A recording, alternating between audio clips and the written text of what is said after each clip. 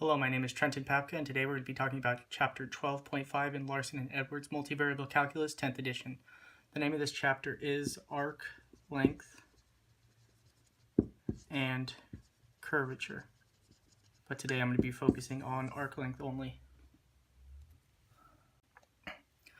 Alright, first let's start off with a theorem, which is titled Arc Length of a Space Curve.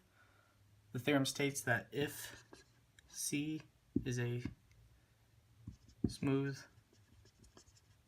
curve given by the vector value function r of t equals x of t I plus y of t j plus z of t k on an interval a to b, then the arc length of C on that interval is the following.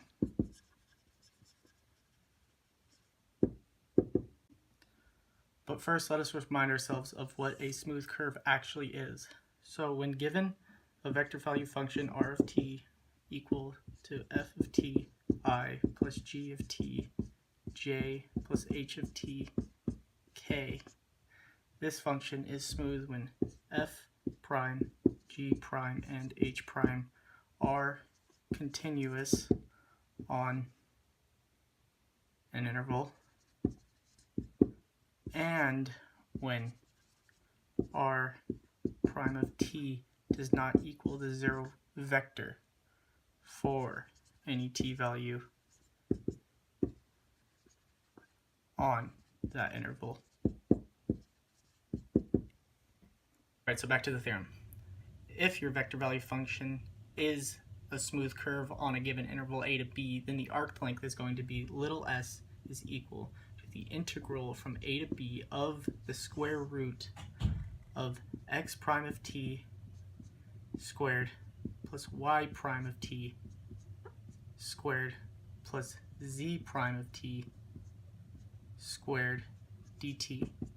Now if this part of the integrand looks familiar, that is because it is. And another way to denote this is the integral of a to b of the magnitude of r prime t dt. Alright, so now for an example. We are given the vector value function r of t is equal to negative ti plus 4tj plus 3tk on the interval from 0 to 1. We want to find the arc length of this function over this interval. Alright, so what we first want to do is to make sure that this function is actually smooth on the interval 0 to 1. So what I'm first going to do is take the components and write them as such.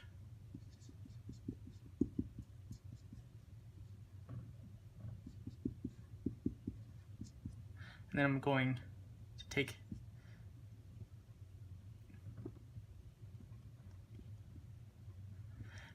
to take the derivative of them to get negative 1, 4, and 3. So these are all lines, which means that they're continuous everywhere and therefore continuous on 0 to 1. So next, what we want to do is to make sure that this is not going to equal the 0 vector. Since they are lines, the vector negative 1, 4, and 3 is never going to equal the 0 vector, because there are no variables to be able to plug anything in to be able to get 0 for any one of the components. Alright, so now that we know our curve is smooth on the interval 0 to 1, we're going to want to find our magnitude. We already know that r prime of t is going to be equal to negative 1i plus 4j plus 3k. The magnitude of this is just going to be equal to the square root of negative 1 squared plus 4 squared plus 3 squared. And if you simplify further, that's going to be 1 plus 16 plus 9. And even further than that, you're going to get the square root of 26. So this right here is what we're going to be plugging into our integrand. Alrighty, so now for our setup. We're going to do little s is equal to the integral from 0 to 1 of what we just found. So this is basic.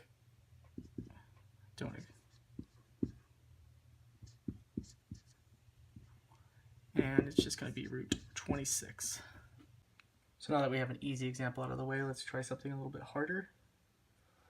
So we're going to be given the function r of t is equal to a cosine of t, a sine of t, and b of t on the interval from 0 to 2 pi.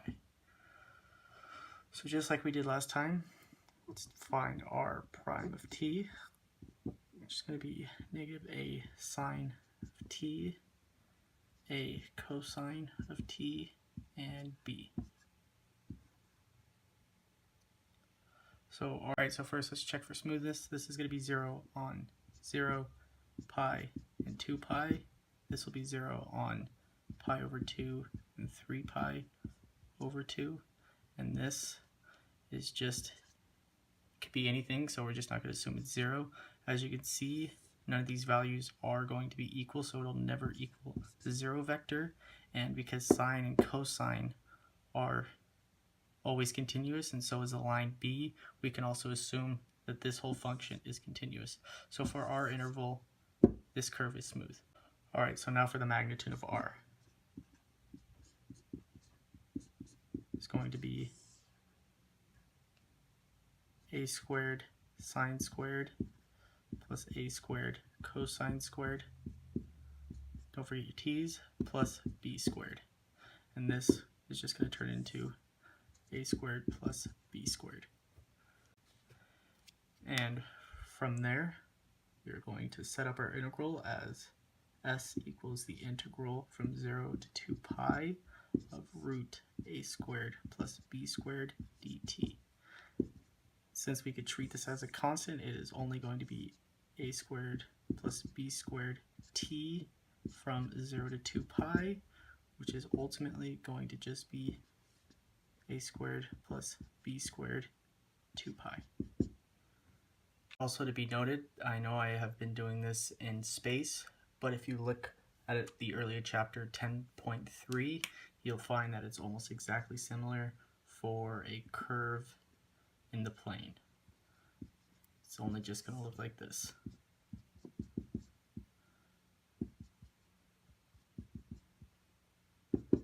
Which quite literally is the same exact thing without the z component.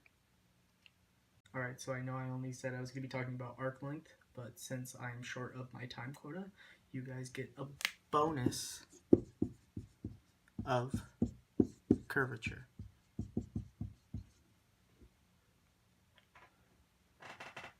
Alrighty, so if you look at the definition of curvature in your book, it is going to state that K, curvature, is going to be equal to the magnitude of this.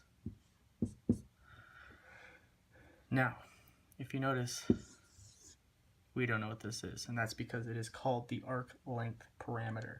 And this, the arc length parameter, to me seems like an extra step that you do not need to take.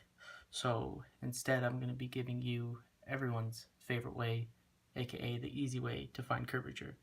So K is going to equal the magnitude of r prime cross r double prime over the magnitude of r prime cubed. So now that we have a formula for curvature, let's go ahead and apply it to an example. So we're going to be given the function r of t is equal to